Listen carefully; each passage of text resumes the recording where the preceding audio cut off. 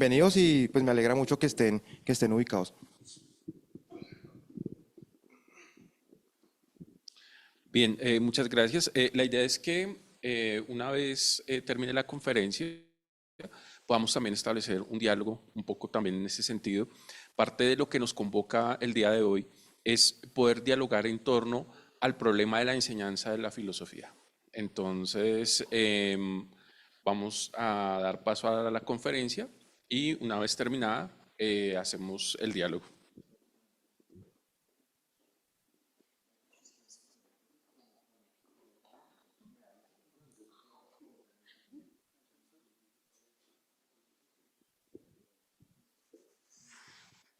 Bien, vamos a iniciar el proceso de la conferencia. Básicamente lo dividí en dos momentos.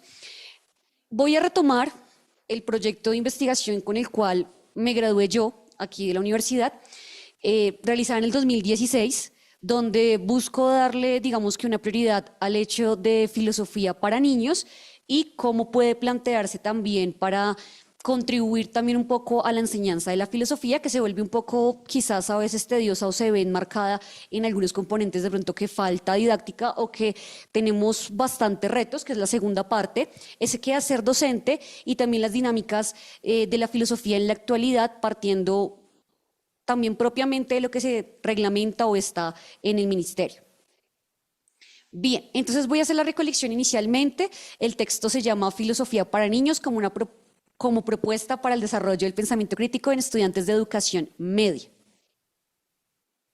Bien, básicamente el proceso que se da acá inicia con la enseñanza de la filosofía, que está pues direccionada con las orientaciones pedagógicas en filosofía de la edad media, la educación media, perdón, que se sustentan en el documento del 2010 y que nos establece un ideal de formación de hombre y de pensamiento para la sociedad.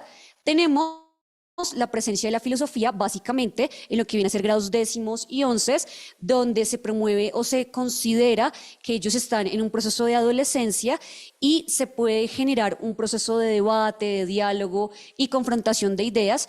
El documento es muy amplio en establecer que la edad de los jóvenes da para que puedan tener temas un poco más complejos o puedan darse discursos cada vez con mayor, de pronto, recolección de ideas y pensamientos. Asimismo, denomina que la idea de este proceso es que tengamos una formación filosófica donde ubiquemos como una perspectiva de pequeños filósofos o de amigos de la sabiduría, que es pues lo que se busca hacer con los chicos ya en esta edad. De alguna forma también tenemos allí algunos temas. El documento hace como un barrido de cómo puede proyectarse dentro del aula el conocimiento, la estética y la moral, que son como las tres proyecciones que lanza las orientaciones pedagógicas para la filosofía, y los contenidos temáticos que van siendo un poco más llevados hacia lo histórico, con pensadores y autores propiamente hablando, y también allí tratar de dar como unas críticas o unas estructuras que permitan que pueda verse un poco en la actualidad. ¿Por qué es problemático esto? Porque realmente al iniciar la investigación se determina que los contenidos o lo que se desea dentro de este documento no maneja o no aterriza un poco la actualidad o el entorno en el que está el estudiante, asimismo como no genera como un choque directo en lo que va a ser toda su perspectiva y su edad.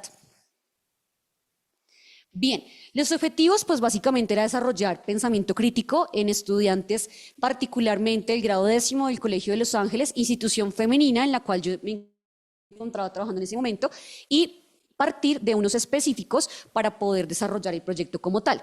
Primero, identificar las deficiencias que se presentaban, hacer un diagnóstico de la población y poder también identificar hasta qué punto las estudiantes estaban desarrollando un proceso temático o también de pronto un poco transversal en filosofía. Segundo, planear actividades que pudieran fortalecer su proceso de enseñanza-aprendizaje y desarrollar más que una temática, problemáticas en las cuales pudieran movilizarse y tener un desarrollo cada vez más significativo. Como tercero, ejecutar dichas actividades que se planearon y pasar a analizar el impacto que tenía y asimismo generar para finalizar una reflexión acerca de los resultados obtenidos. Bien, para el marco teórico, pues tengo acá como una división en 3 momentos. Primero, un acercamiento teórico, hablando de qué, de las teorías que hay sobre la enseñanza de la filosofía, particularmente en la cual me enfaticé y la cual desarrolla todo el proceso, la filosofía para niños. Segundo, manejar conceptos principales como pensamiento crítico y comunidad de la indagación. Este segundo de la comunidad de la indagación se vuelve, digamos que prácticamente un enlace con todo lo que se busca cuando hablamos de filosofía para niños. Por el proceso que genera Littman y posteriormente Anne Sharp, quienes desean que no solamente nos quedemos con un círculo de pronto problematizador, sino que podamos generarlo también para nuestro entorno y en el marco de los adolescentes y en el marco de la enseñanza para niños y para jóvenes, poder también crear como lazos de conexión entre ellos como jóvenes. Y ya en el marco legal está pues la Ley General de Educación y las orientaciones pedagógicas para la filosofía en la educación media. Bien, principales referentes, inicio con Littman, quien es el que pues da apertura en gran medida al proyecto. Trabajo textos de él, inicialmente La filosofía en el aula, que es como uno de los libros más, digamos que de un Littman más joven o de un Littman que hasta ahora está como empezando a analizar el proceso de la filosofía y cómo lo manejamos específicamente con jóvenes o en el marco de la educación, no como de pronto ciencia o de pronto ya como un marco de pronto más significativo, sino cómo lo podemos hacer en el aula. En segunda medida, el pensamiento complejo y la educación, que es donde ya empieza a dar como una trazabilidad también en el concepto de qué es la enseñanza y donde marcamos el punto más importante de Littman al enfocarse él en la lógica. Porque a pesar de que maneja elementos de educación, Littman se conecta más con el hecho de la lógica filosófica y con las habilidades que genera para el joven. Y de propiamente trabajo el descubrimiento de Harry y Kyo y Goss. Todos estos documentos y novelas de Littman lo que hacen es aterrizar historias alrededor de algún niño, propiamente un tema específico, y allí mismo se va dando una trazabilidad en cómo él puede llegar a solucionar eso. Y cada libro va dando un rango de edad y cada libro que maneja el programa de Littman también va generando unas problemáticas en las cuales en teoría al finalizarlos los jóvenes podrían evolucionar en algún aspecto de su pensamiento, desarrollarlo y darle también un proceso más óptimo. Unifico también el proceso de Littman con Anna Sharp, quien ya unifica todo lo que estaba haciendo Littman, pues es básicamente una seguidora de todo el trabajo de él y genera también acercamientos a todo lo que él hace en la práctica. Sin embargo, ella ubica un poco más el tema de las emociones, el tema también de la comunidad de la indagación, el tema de ser apoyo, soporte o poder también relacionarse un poco más estrechamente. Y tenemos el texto de Asombrarse en el mundo, que lo generan los dos, ya trabajando mancomunadamente, ya un Littman de pronto más adulto, un Littman más maduro, y una Anna Sharp que ya tenía su reconocimiento en Estados Unidos y podía también generar otros procesos. Propiamente en el caso de Latinoamérica tenemos entonces a Walter Coan, que es brasileño, quien ha marcado grandemente la filosofía aterrizada para niños hacia Latinoamérica, hacia nuestros contextos, hablando ya de ideas y propuestas para pensar y repensar la educación en Latinoamérica. Marco también un poco aquí, pues, nuevamente las orientaciones, y en el caso de Colombia, pues, abordo un poco también la educación desde el componente que da Estanislao Zuleta, o las finalidades que debería tener la filosofía dentro del marco de la escuela, asimismo como Diego Pineda, que es, digamos que quien genera el marco de la filosofía para niños en nuestro país y es el que le da el acercamiento más propio y también lo han desarrollado mucho en la Universidad Uniminuto y en la UNAD. Bien, entonces la metodología con la cual se hizo esta investigación fue el proceso investigación-acción, en el cual tenemos un proceso cíclico para que podamos ejecutar un programa en el cual tengamos un paso a paso y volvamos nuevamente a darle como un sentido. Iniciamos con el identificar, donde está el diagnóstico, se genera como un primer acercamiento a la población para reconocer pues qué habilidades tienen las estudiantes, de qué manera se consideran lo que es la filosofía y en el marco de ello se determinan pues qué problemáticas hay para abordar posteriormente actividades. Luego se planean y se ejecutan elementos de intervención pedagógica donde sea posible que pues las estudiantes avancen en este proceso. Ubicándonos en esa ejecutación, se sigue la intervención pedagógica, se hace como el análisis de lo que puede conseguirse, hasta dónde se puede llegar, qué temáticas abordar, y ya finalmente se reflexiona acerca de los resultados que se obtuvieron. Esta investigación-acción, lo interesante es que nos permite nuevamente retornar y podríamos volver, después de que hicimos la última intervención, volver a identificar qué resultados tenemos, qué pasó y volver a hacer todo el proceso nuevamente. Bien. El diagnóstico se hace inicialmente con entrevistas y encuestas. La primera que tengo acá es la encuesta que se hizo con las estudiantes, donde se hace una serie de preguntas, en total fueron 8, acerca de la filosofía y también a los docentes que impartían en ese momento en la institución para reconocer, pues, cómo está el marco de la filosofía dentro de la escuela. Inicialmente tenemos entonces acá opciones simplemente de sí o no para que fuera un poco más sencillo de recolectar la información. Asimismo también se hizo entrevistas con las estudiantes, se hizo entrevistas con el docente encargado. En ese momento la institución contaba con un profe de filosofía que era abogado. Y básicamente lo que hacía él desde la abogacía era tratar de darles a ellas pues los autores tal cual lineal. Les daba un proceso desde la filosofía antigua, medieval, moderna y contemporánea, y él tenía una gran pasión por el griego antiguo y les daba dentro del espacio de la filosofía que tenían las estudiantes, les daba ciertas bases de griego antiguo. Las perspectivas de las estudiantes eran un poco más enfocadas a así, pues la filosofía nos parece importante, nos parece interesante, pero nos parece un poco complicada. Nos las hacen ver como de pronto con autores o conceptos un poquito más llevados como al estudio que tenía el profesor. Entonces la veían como algo complicado y algunas la veían de pronto como algo tedioso o aburrido. Y lo que más les llamaba la atención eran las actividades con referencia a griego o las actividades en las cuales podían como hacer algo diferente de lo que usualmente hacía, que eran llenar guías. Lo que lo hacían era rutinariamente con guías donde tenían texto, preguntas o abordaban algún tipo de problemática, no sé, hablaban acerca de la libertad en la antigüedad y luego les daban como algunos autores que hablaban del tema. Y se reunían básicamente a socializarlo, pero no era algo como que les diera a ellas un enlace con los procesos de la filosofía. Asimismo, lo interesante también del colegio y lo que yo pude hacer después cuando hice también mi intervención, lo que pasa es que era un colegio femenino, pequeño, en el centro de la ciudad, y realmente el grupo que trabajé eran 10 estudiantes. Entonces, al tener grupos tan pequeños, pues sí podría darse prioridad a otros espacios y generar también un enlace un poco más llevado de lo que explicaba Ana Sharp con la comunidad de la indagación, que fue lo que me encargué de hacer.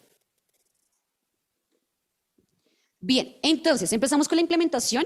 Hice 4 actividades argumentadas también con base en lo que hablaba Littman y con el proceso también de la filosofía para niños. El primer tema seleccionado es la justicia, partiendo de la propuesta pues, de Platón. Se le enlaza a cada niña, se le enlazó como la temática, pero abordada desde un autor también para que no fuera como que fuera aterrizado y no fuera como esporádico. Se habla de la justicia según Platón y se empieza a generar la actividad. No se hace clase teórica, catedrática, sino lo que busca el programa de filosofía para niños es hacer un proceso en el cual se vea la intervención del docente y de las estudiantes y más una guía para desarrollar en ellas algún tipo de habilidad. Lo primero que hago cuando inicio esta primera actividad es dividir el grupo en 2 equipos y lo enfoco un poco hacia el fútbol. La gente que me conoce saben que yo veo fútbol y me gusta mucho el fútbol y trato de meterlo o vincularlo siempre en algún espacio, por lo mismo que nos genera trabajo grupal y nos permite tener también un papel específico. División en 2 equipos y tendría que justificar ideas el primer grupo que anote gol. Luego de que ya el equipo que anote gol inicia, se da un caso específico o se hablaba de un partido ya que hubiera tenido lugar en el cual se presentara algún dilema que nos hablara de qué es justo o qué es injusto. Teníamos que anotar el gol. Anota gol quien justifica con mayor coherencia y lógica. Quien no respete su turno tendrá tarjeta amarilla y deberá esperar el turno. Y quien sea reiterativo en no respetar el turno o utilice de pronto algún comentario o algún de pronto aspecto negativo hacia el otro equipo, pues tendrá tarjeta roja. En esta primera actividad se traen los siguientes casos, se traen a colación el partido entre Uruguay y Brasil de 1970, el Mundial de México, donde tenemos a un Pelé que soñaba con un mundial, tenemos cómo se da todo un marco para que él tenga enfrente el gol y no lo consigue hacer. La mejor figura de todo el mundo, con las mejores habilidades y no anota el gol. Entonces hablábamos con las estudiantes acerca de si eso es justo o si eso es injusto, o si de verdad dentro del desarrollo del partido hubo justicia o no con Pelé. Pasábamos al segundo, Argentina versus Inglaterra, 1986, Mundial de México, cuando pasa la mano de Dios de Diego Armando Maradona. Entonces analizábamos cómo se da el caso de la selección argentina y si era justo o si era injusto. Usualmente, cuando uno habla de fútbol o cuando uno plantea fútbol, pues simplemente se piensa o se aborda muchas veces también acerca de la suerte o de cómo el jugador no tuvo su día. Sin embargo, abordándolo con ella, sí podíamos hablar un poco acerca de qué injusto es que jueguen tan bien o que tengan oportunidades tan definitivas y no consigan ese logro. Entonces, desde ahí partíamos con las estudiantes. Tenemos acá otros, Manchester United versus Bayern Múnich, UEFA Champions League, final del 99, el Villarreal versus el Arsenal, 2005-2006, cuando pasa el penal de Riquelme, Liverpool versus Chelsea, 2014, Premier League, la caída de Gerrard, cuando ya está a punto de coronarse campeón de la Premier, Gerrard se cae y anota gol el otro equipo y pierde la Premier League en el último partido. En este contexto, digamos que abordar como tan puntualmente los casos hace que ellas no consideren, digamos, a Platón, sino que consideren cosas más del común. Y el considerar cosas más del común nos permite dar también una apertura a la justificación o al desarrollo de ideas. Muchas veces cuando decimos es que Platón dice esto, argumenta esto, vamos a hablar de él, pues sienten como un poco la marca de no sé nada del autor o quisiera saber más del autor para poder justificar. Si aterrizamos de pronto un poco el campo de otros abordajes más cotidianos, si se da más el desarrollo del diálogo y la participación. La segunda actividad la implementé con referencia al tiempo y Kant y pues se basó en este video que se llama El Despertador y se hizo un diálogo guiado con unas preguntas muy puntuales. ¿Proyecto el video?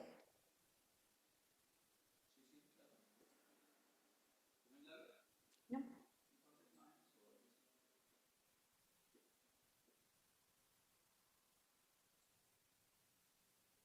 ¿Sí tiene sonido?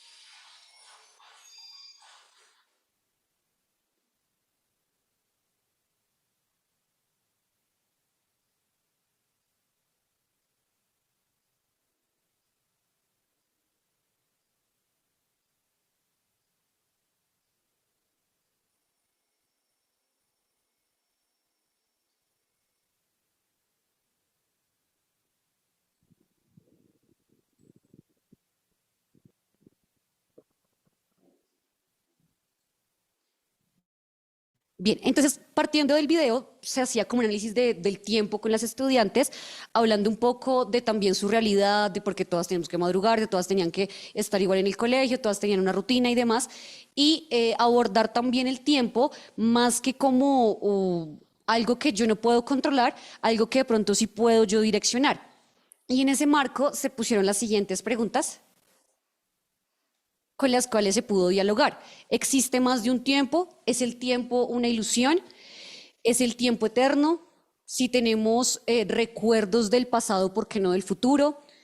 ¿Cómo se explica el flujo del tiempo? ¿Existen otros tiempos o partes de momentos actuales? ¿Es posible que exista el tiempo independientemente de la mente? ¿Es posible que exista el tiempo en un espacio?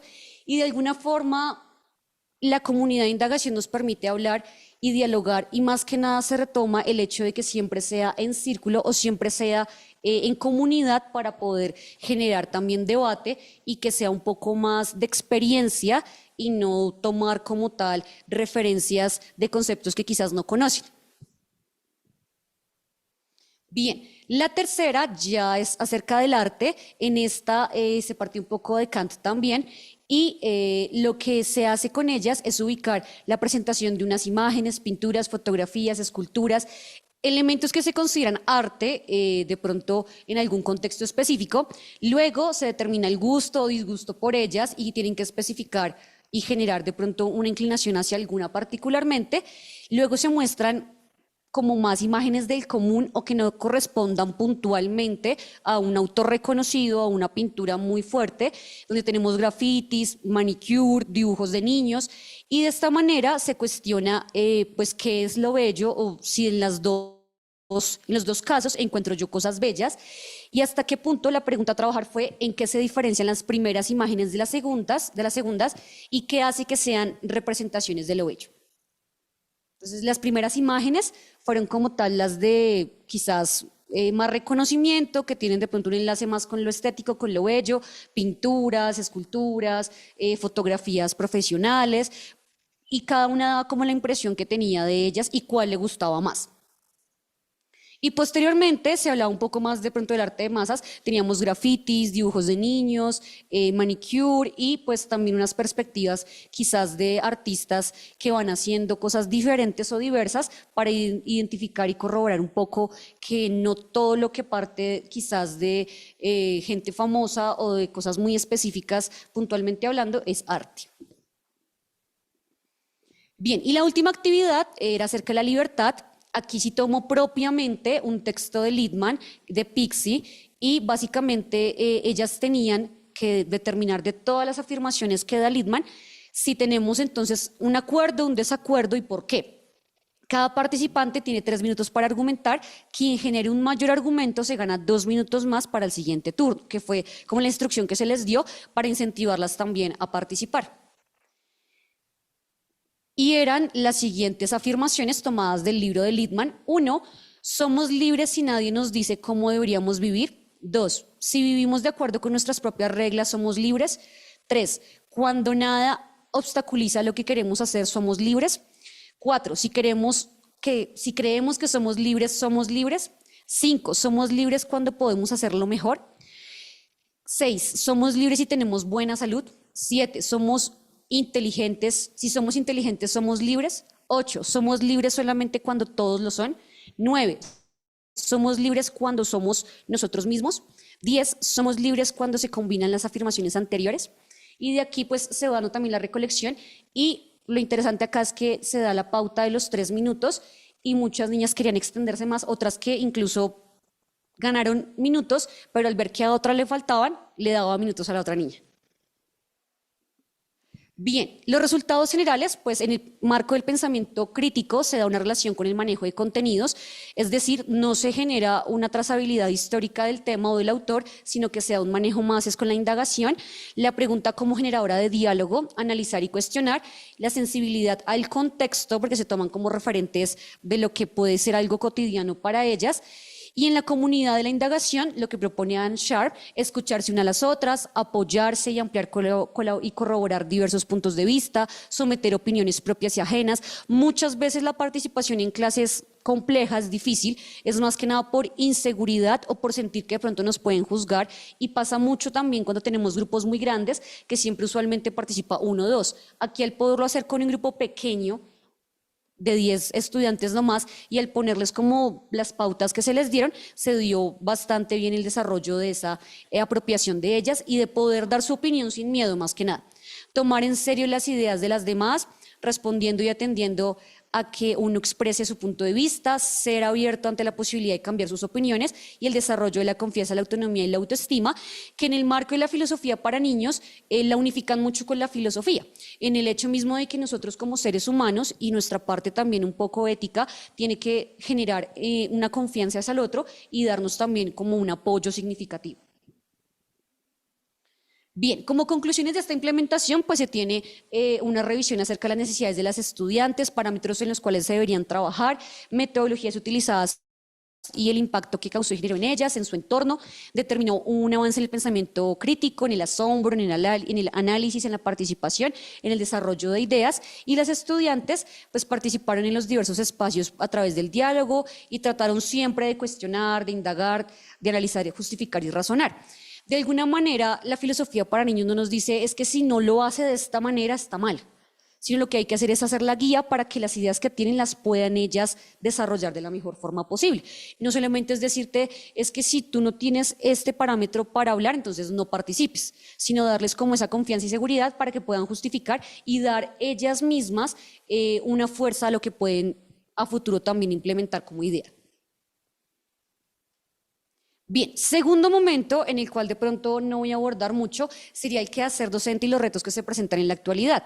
Lo que acabé de presentar, todo este proyecto de investigación, realmente fue en mi primer año de formación docente, en mi primer año ya como experiencia, y en mi primer año en el cual estaba hasta ahora también implementando cosas que yo misma vi en la universidad o que trataba de llevar también a la realidad se me presentaba. De alguna forma, en los últimos años he evidenciado también cómo generar o hacer ese tipo de procesos como el de filosofía para niños no es tan sencillo o no es tan riguroso como uno quisiera de pronto, porque las instituciones educativas pues van marcando un parámetro. Inicialmente tenemos un trabajo en el aula donde el docente tiene que partir de un PEI, de un currículo, de un plan de estudios, de una malla, de una planeación, de unos formatos de valoración, por no decir pues otros aspectos más allá también en el marco de la disciplina, de la convivencia, pues que estamos como docentes obligados, si lo podemos decir de alguna forma, a llevar, y el reto está también en poder unificar todo esto y a la hora de tener un proceso de clase, ¿cómo hago yo para que de alguna forma pueda cumplir con esto y a la par generar todo lo que ya me proponía anteriormente o las didácticas propias que tenemos en la filosofía? Entonces, tenemos una relación que siempre debe estar unificada entre escuela y sociedad, donde de alguna forma no podemos nosotros cerrarnos a la brecha de lo que pasa inmediatamente en nuestro entorno. Pues realmente en un colegio no se enseña a los niños buscando que ellos sean a futuro filósofos, ni se enseña tampoco para que ellos a futuro pues, sean grandes científicos o que estén marcados dentro de alguna disciplina. Pero sí la filosofía tendría que darse para ese aprovechamiento del futuro ciudadano y de todo lo que podemos desarrollar como persona. Es por eso que se defiende la filosofía en Colombia siempre en ese ámbito de una vida social y de una proyección posterior de todo lo que van a hacer los jóvenes cuando ya salgan de su bachillerato y sean ciudadanos activos. Y pues básicamente para eso necesitamos que el filósofo tenga claridad en que el cuestionamiento y una manera radical siempre de defender la filosofía sea primero, que valga la pena ser aprendida, y segundo, que nos lleve a un talante crítico y nos lleve a cuestionar y a manejar también creencias que nos puedan desarrollar como seres humanos. Desafortunadamente, con el pasar del tiempo, la filosofía se va marcando de pronto en otros ámbitos que no son sociales, sino de pronto son un poco más llevados a un quehacer y a un proceso de autores y demás, Y más que nada en el ámbito educativo, pues de seguir una malla curricular y un proceso en el cual cada estudiante tiene que responder un examen y dar cuenta de unos contenidos que ya vio. Entonces, la utilidad de la filosofía siempre debe ser pertinente para todas las sociedades pues, que consideran un espacio para su futuro ciudadano y que pueda ejercer y tener también un proceso de su libertad. Y son asuntos que van relacionados siempre y que debería permitirnos también a nosotros en nuestro proceso docente generar ciudadanos que tengan una capacidad de resolver, de solucionar, de tener una postura y generalmente que no, como se dice vulgarmente, traguen entero todo lo que venga de por medio y que usualmente nos pasa hoy en día nomás con el uso de redes, con el uso de desinformación, de noticias falsas. Entonces, hasta cierto punto deberíamos enfocarnos en ese lado para que la filosofía tenga cada vez más afluencia y fuerza en los jóvenes. Bien. Y direccionar también la enseñanza de la filosofía partiendo de que es una responsabilidad de quienes enseñamos filosofía, generar también y replantear algunos elementos de lo que hacemos diariamente en nuestras asignaturas y también cómo nuestras prácticas pedagógicas pueden generalmente, así no sea todo el tiempo, pero sí llevar a cabo unas didácticas que nos permitan salir un poco de ese marco que está tan neutralizado de tradición literaria y pues de simplemente marcar unos contenidos. Y considerar también que la filosofía pues es una forma en la cual se transmite no solamente pensando en un joven, sino también en un ciudadano, una persona común y corriente. Bien, para finalizar entonces, pues a modo de conclusión, la filosofía debería verse en las aulas, primero enmarcada como aspectos que nos lleven a retos constantes. Segundo, tenemos situaciones siempre que sobrepasan, digamos, lo que el docente desea hacer. Hay cosas que de pronto nosotros vemos como posibles, pero a la hora de plantearla o de hacerla estamos enfatizados también en que hay una sociedad ahorita emergente que tiene muchas complicaciones. Se tiene mucha lucha con la atención de los jóvenes, con el interés, con la curiosidad, con la atención, que hoy en día un estudiante esté 2 horas sentado escuchándote es muy difícil. Y que lo haga en coherencia con lo que uno está tratando de explicarles, pues aún peor porque ellos viven pensando más que nada es en generar de pronto entretención o tener una movilidad clara con cosas que pues no se ven en el aula, como lo es un videojuego, como lo es de pronto también una red social. Y se tiene pues la concepción errada de que enseñar adecuadamente es entretener o distraer. Y muchas veces nos quedamos con el hecho de que la didáctica es que el niño esté jugando. La didáctica es que el profesor venga y sea aquí muy jocoso y que el docente sea el que realmente cree espacios donde siempre tenga la atención de todos o que el niño no tiene que dispersarse, cuando la dispersión hace parte también del conocimiento y cuando dispersarnos nos permite también llegar a otros procesos. Muchísimas gracias por su atención. Esto sería todo y pues ya dejamos el espacio para las preguntas. Muchísimas gracias.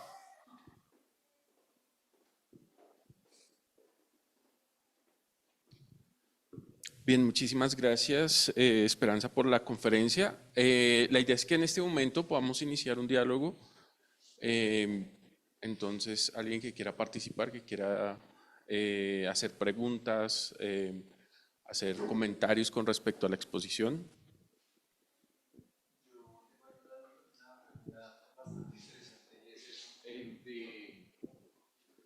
Con base hacia la parte de la didáctica de la filosofía, y sí, realmente la he sufrido bastante,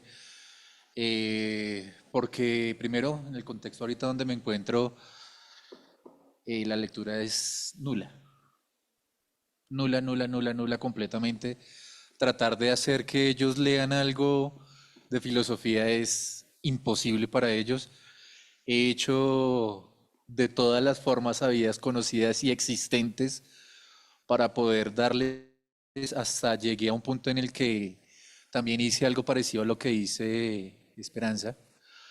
En el caso de ella por la parte del fútbol, en el caso mío es por la parte del cómic y la caricatura y la historieta. Entonces me metí fue con los Simpsons y las caricaturas para tratar de explicarles filosofía. Y ahí medio traté de hacer algo con base en esto, pero también es muy difícil para los chicos. Perdón. Creo que actualmente ella misma lo mencionaba, las necesidades de las redes sociales ponen al chico muy disperso para que no sea tan receptivo a otra clase de actividades. Y cuando no quiere, entonces arma el desorden en el salón. Sin embargo, he tratado de mirar esas herramientas también, entonces los he puesto a buscar, digamos, influencers positivos y negativos para poder hacer ese ejercicio filosófico con ellos. Y pues he trabajado de una manera interesante ahí.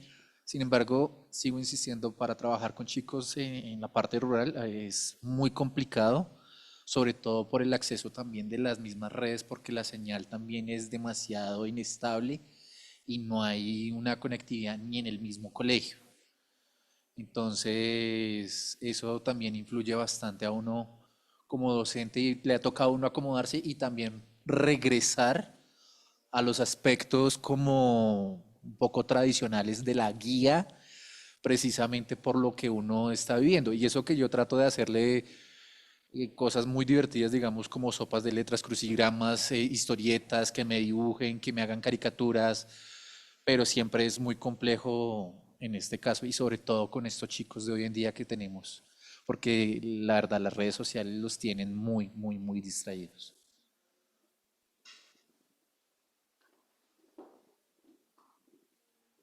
Bien, eh, Sí, pues puntualmente cuando retomo un poco lo que yo hice hace casi 10 años y retomo nuevamente todo el proceso de la investigación, del proyecto, veo todas las bases de Leadman, analizo también un poco las actividades que yo hice en ese momento y lo corroboro con mi diario vivir y con lo que yo hago en clase todos los días, sí evidencio que es muy complicado que uno todo el tiempo tenga didácticas, dinámicas, que todo el tiempo estén dispuestos y muchas veces es también el malestar de que ellos quieren algo de entretención y algo inmediato, ¿no? Ellos toman este dispositivo y lo que hacen es movilizar, movilizar. No se entretienen, movilizan. No se entretienen, movilizan. Siguen. No me gustó ese video, sigo. Y es tanta la inmediatez que ellos tienen en este momento y están tan cargados de tanta cosa y de imágenes propiamente, que realmente cuando uno llega a hablar de un tema, cuando uno llega a proponerles una actividad, siempre es la cara de, qué pereza. Siempre es el malestar de, ¿y eso para qué? Y no es que yo ni siquiera, yo me voy del país, ¿yo para qué quiero esto? Que también he tenido esa complicación con algunos estudiantes que tengo en este momento, que es población que tiene, al contrario tuyo, tienen los medios para, entonces dicen, pues es que igual yo ya tengo mi vida hecha en Estados Unidos, es que igual yo me voy para Canadá, igual es que mi familia ya sabe que yo, listo es el título y me voy. Entonces, sí es el reto constante de nosotros y el hecho de pensar que realmente la filosofía les abriría a ellos el campo para tantas cosas y sería tan práctico incluso cuando ellos pasen a ser gente activa en sociedad, pero no lo ven como necesario, no lo ven como importante.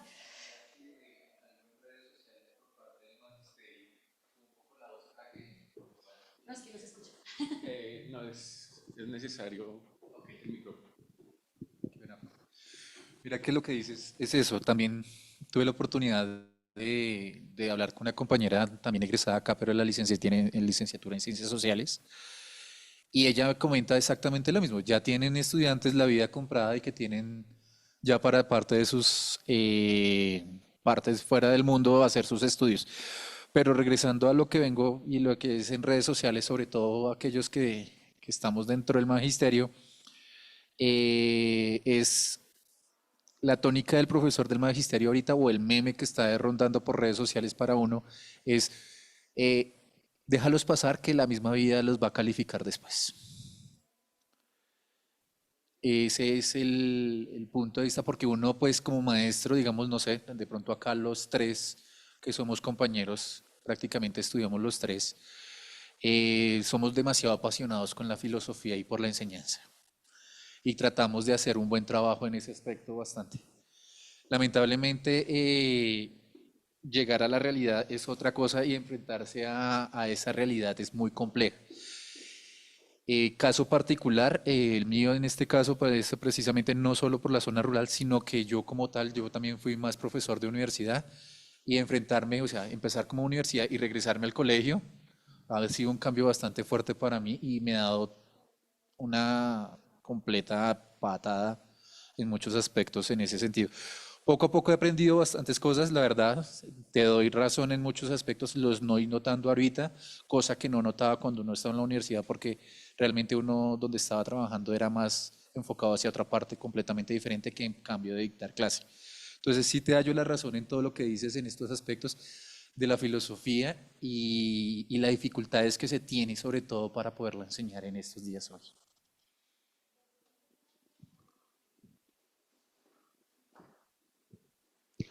Bien, ¿algún otro comentario, pregunta? Esperanza, muchas gracias por tu presentación.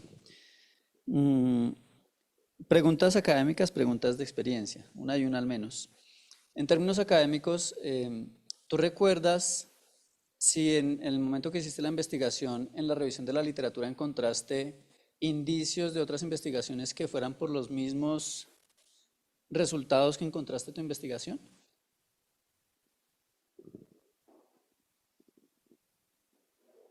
Bueno, pues realmente el documento, bueno, una de las críticas que tuve cuando sustenté el proyecto de investigación fue que la primera parte, toda la primera parte es netamente teórica, la segunda parte pues es la de la implementación. Y la primera parte teórica es casi que el doble de la implementación, porque hay bastantes elementos de toda la parte de los antecedentes en los cuales sí se ha dado mucho la practicidad de la filosofía para niños o llevarla de pronto a la acción, ¿sí?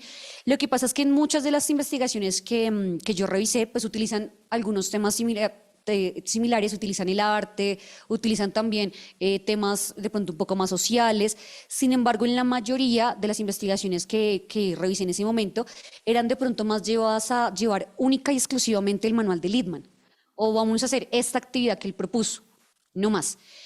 Y de pronto yo traté de darle como una variedad para que tuviera, pues primero, una marca de lo que yo quería hacer y segundo, para que tuviera una proyección también, no solamente en lo que propone el programa, sino un poco más aterrizado pues a cosas que nos pueden proyectar un poco más pues para la edad y para lo que tenían las niñas en el colegio.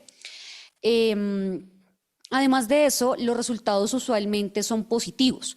Sí se encuentran algunos aspectos negativos, sí se encuentra a veces de pronto la necesidad de ampliar otros conocimientos para que ellas puedan sustentar sus ideas. También se ve como esa exploración literaria, como decía Carlos, de pronto de que se vayan un poco más allá, no solamente de opinar por opinar, sino también como tener algún texto base o también explorar literatura incluso que nos conecte con la filosofía. Y hay algunas investigaciones de las que estaban dentro de ese proceso de los antecedentes en los que no lo hacían solamente en la clase de filosofía o no se tomó el programa de Littman solamente para esa clase específica en la malla, sino que la hacían como con una trazabilidad. Hay unos colegios que incluso lo que hicieron fue unificarla para varias materias y lo hicieron más como un proyecto de aula donde en todas las clases manejaban algo de lo que proponía Littman de filosofía para niños, que es un poco más lo que se desea desde el programa Filosofía para Niños. No que se vea una hora cada 8 días en el plan curricular, sino que esté enlazada como un proyecto educativo dentro de todas las materias. Ver filosofía para niños desde una parte geométrica, desde una parte de pronto también de deporte, o sea, que se vea en varios marcos ese mismo proceso de indagación y de comunidad, porque ellos son muy, muy incisivos en el hecho de que la filosofía debe hacerse en comunidad, de que la filosofía debe hacerse dialogada y que debe hacerse siempre como de pronto lo conocemos más como círculos de la palabra, que es lo que de pronto implementa más Ann Sharp que el mismo Littman. Y es como generar también en ellos una unificación como curso también, porque muchas veces se ve que hay muchas disertaciones convivenciales entre los jóvenes, o que muchas veces ellos piensan más en cómo me miró Pepita en miles de ocasiones. Tienen más eso en la cabeza de qué piensan de mí, qué hacen ellos cuando yo paso, se burlan. Entonces ellos tienen como más también en su adolescencia ese marco de juzgar al otro y por eso es que ellos desde el programa Filosofía para Niños desean un poco más enlazar también a los jóvenes o darles como una unidad también como grupos.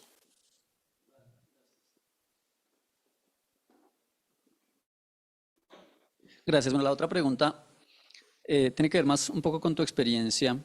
Digamos, tú hiciste este trabajo para terminar tu pregrado, ¿cierto? Y pues esa fue una investigación educativa, es decir, experimentaste parte del asunto de enseñar filosofía e ir investigando al tiempo y mirar cómo una cosa nutre la otra. ¿En qué medida? Bueno, y luego entonces estudiaste la maestría en filosofía, entonces la pregunta va un poco por allá.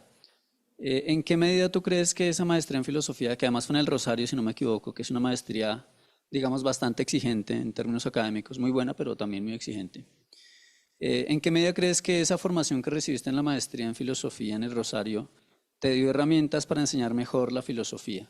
O si de pronto tú crees que aún conservas más herramientas de lo que aprendiste en la investigación del pregrado de esta investigación, comparándola con la de la maestría.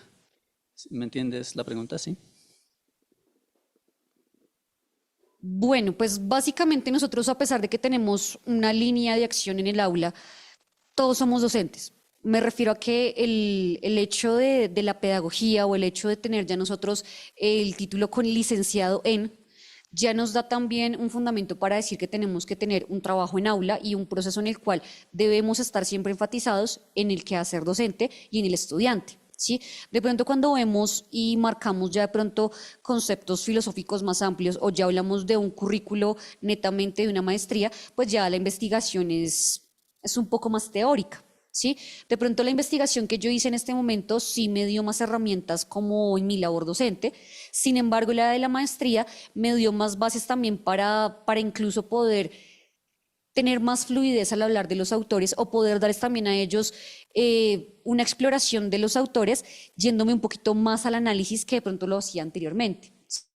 ¿Sí? De pronto antes me enfocaba más en las actividades, después de terminar mi maestría me enfoco más en que utilicen ese conocimiento para algo o que le den una practicidad. De pronto después de la maestría le doy un enlace mucho más fuerte al hecho de que este filósofo les va a servir para algo. No solamente de enseñarlo o solamente quedarme en el hecho de hacer una actividad que de pronto les quede o una actividad que de pronto sea llamativa para ellos, sino que le vean un uso a lo que realmente están haciendo. La filosofía no solamente como una investigación, sino la filosofía como un paso para que ellos puedan también explorar múltiples cosas. Y siempre he querido, de los dos momentos, tanto cuando inicié mi labor como con la maestría, es que ellos realmente entiendan que sí hay algo práctico en la filosofía, porque muchas veces se ve como, ¿eso para qué?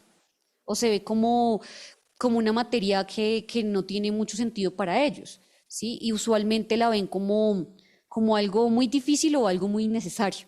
Entonces siempre trato de focalizarlos en eso o de darles a entender que indirectamente cosas que ellos hacen en su diario vivir tienen que ver con el hecho mismo de la filosofía. Y en el marco de la parte pedagógica sí me quedo pues con todo lo que vi en mi pregrado. Ya en la parte de pronto más teórica o más formal de pronto de la practicidad de la filosofía sí me quedo más con la maestría o con los saberes que tengo después de haber hecho mi proceso también de investigación y demás con la maestría.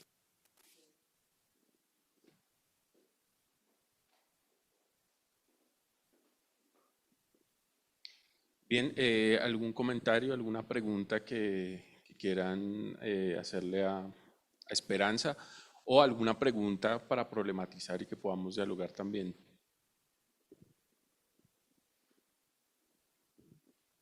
Yo tengo muchas preguntas. Yo tengo muchas preguntas. Esta no va a ser una pregunta, es más bien una petición descriptiva, si se puede llamar así. ¿Podrías describirnos cómo es una clase típica tuya hoy en día de filosofía, no sé, en octavo? Bien, donde yo me encuentro en este momento laborando, tenemos como una especie de prefilosofía que se da de sexto a noveno. Le llaman desarrollo de pensamiento, ¿sí?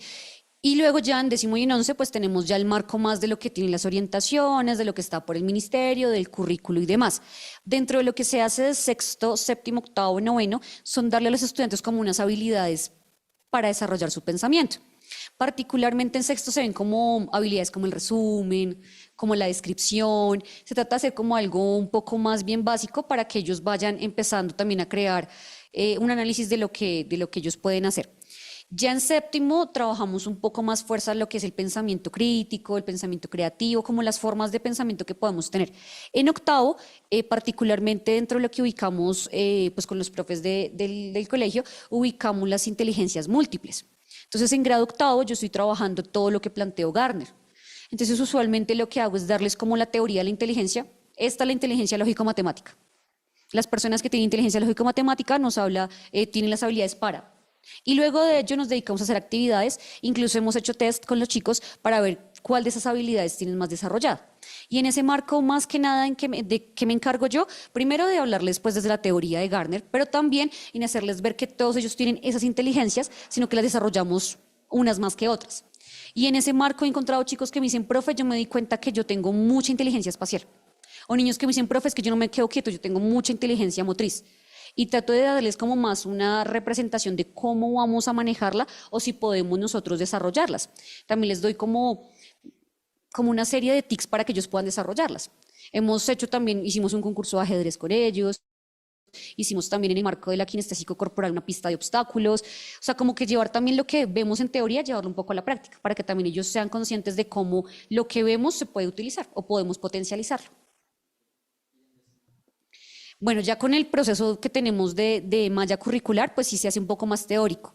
De hecho, al tener ya la concepción de tener allí lo que es edad antigua y edad media, se hace un poco más, sí, más teórica, es un poco más catedrática a la hora de ver los autores, pero también trato de que las actividades sean más llevadas a su exploración. Inicialmente con los chicos de décimo, pues al empezar con el origen de la filosofía, la antigua Grecia y demás, también he tratado con ellos de hacer más una exploración social para que veamos por qué específicamente se da en Grecia, y los chicos lo han tomado con mucha receptividad porque les gusta también mucho la historia. Entonces, conectar la filosofía con la historia me he dado cuenta que los ayuda mucho. Si tú les lanzas autores así a lo loco, se enredan un poco. Si les das contexto histórico o les hacemos entender que hay un procedente social, tienen más coherencia. Y en la misma función de la filosofía, trato, pues como decía ahorita Carlos, de que ellos lean algo, pero también que escriban. Y creo que me he enfatizado más en los últimos años en que escriban, en que traten de ubicar en texto lo que ellos piensan. Y pues la dinámica con debates, la dinámica con participación para que no sea solamente como copiar, no sea solamente como vamos a llenar cuadernos.